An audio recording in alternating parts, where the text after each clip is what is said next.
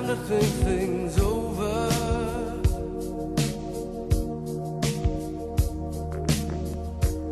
I better read between the lines in case I need it when I'm older.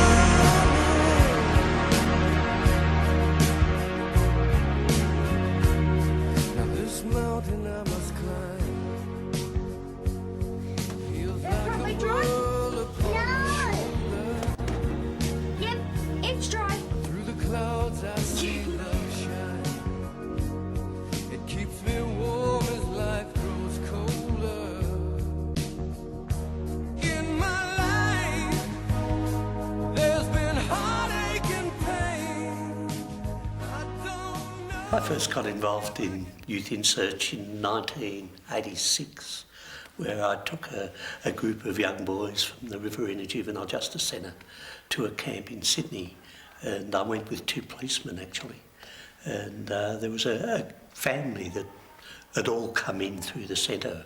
There was about 11 boys, and the police used to classify them as a shit family. And that there was just no opportunity for them to be able to turn around or make good within the community. So we took 2 of the brothers and 2 police to this camp that I'd heard about, and it was the most moving experience that I'd ever had. And also both policemen.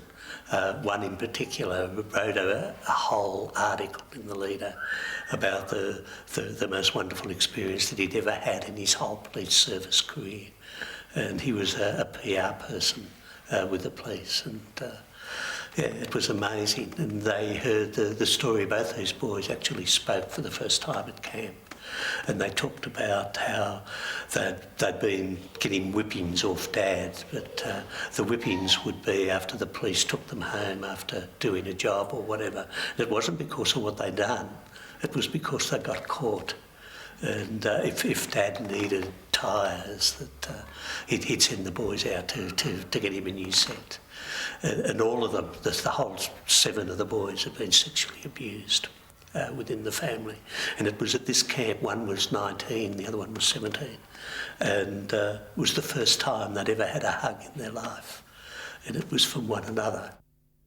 Suffice to say, I think that the pressures that are brought to bear, negative pressures that are brought to bear on young people today, are way out of line and way out of proportion. I think that they've got a very, very, very hard path to follow. But also at the same time, to balance that out, and that's not to condone the negatives, they have far more that's offered that is good, facility-wise, recreation-wise, education-wise, than when I was their age.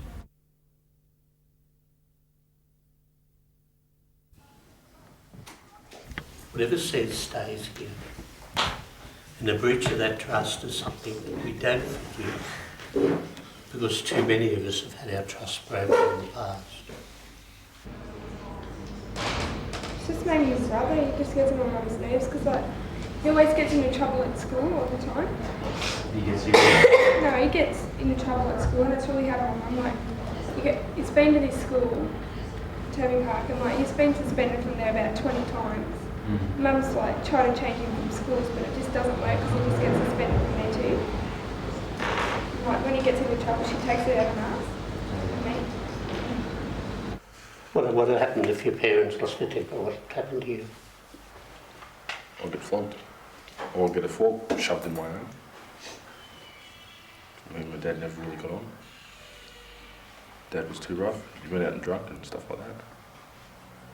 Come home in his weeds and hire out videos and that, and reckon I paid for them and go to office and and get aggressive and stuff like that. This young lady wants to share some stuff that's been going on for her. She wants to try and do something about it. One night when I was 10, I was smoked up real loud, and I was assaulted by 3 fellas. They were about 3 times my age. they were supposed to be friends. He prostituted yourself.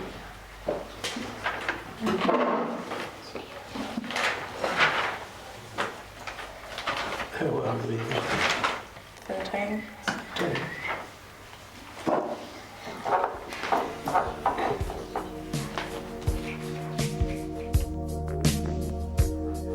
Better read between the lines in case I need it when I'm older.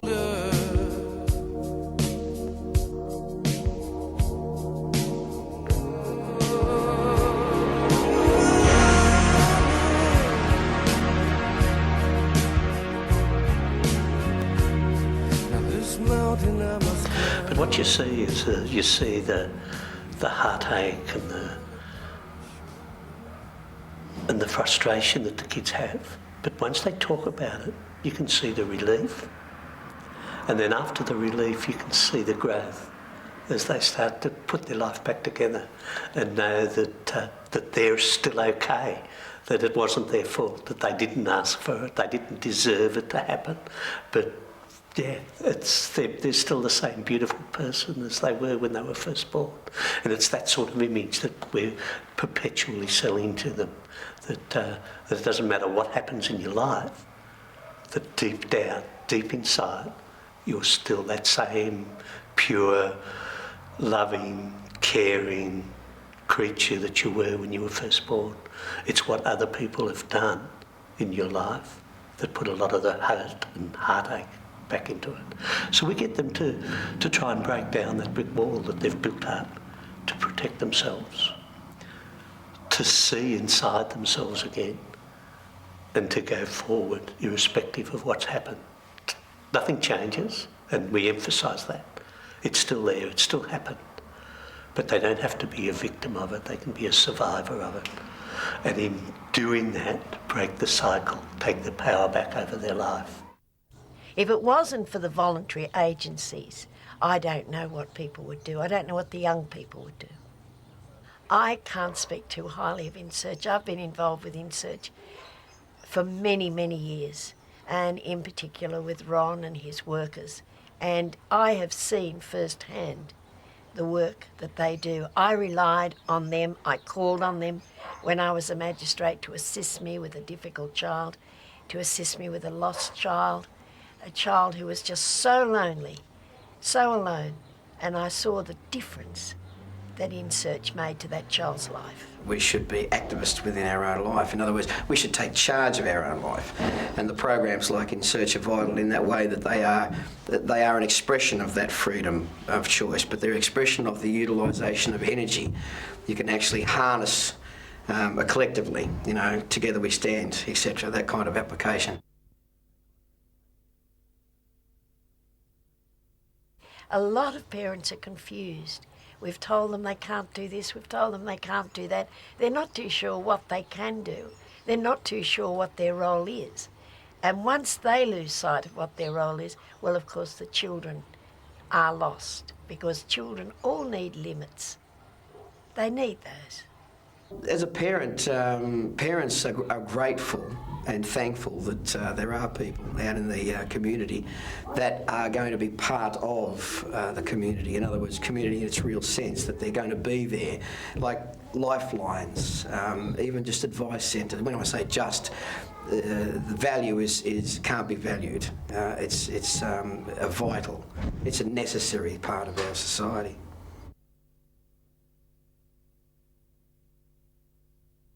It's a terrific thing to be involved in, because you become aware yourself as a participant, and also you become the living embodiment. In other words, you're the example, because one of the greatest teachers is example. Look, if we don't put in, don't expect to take out. And we all have to put in. We have to be shown ways to put in.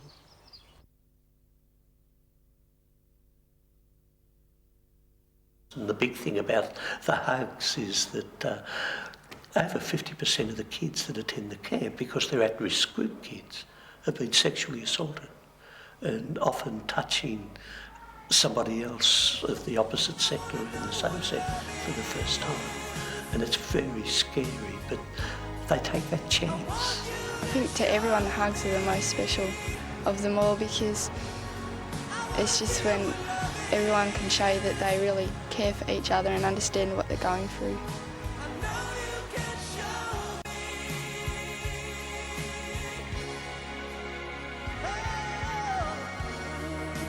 No one else can do everything for you. Like they can, but they can't do everything for you. And you've got to realise that you have to do stuff by yourself, or else you're just stuck up. I've got nowhere left to hide.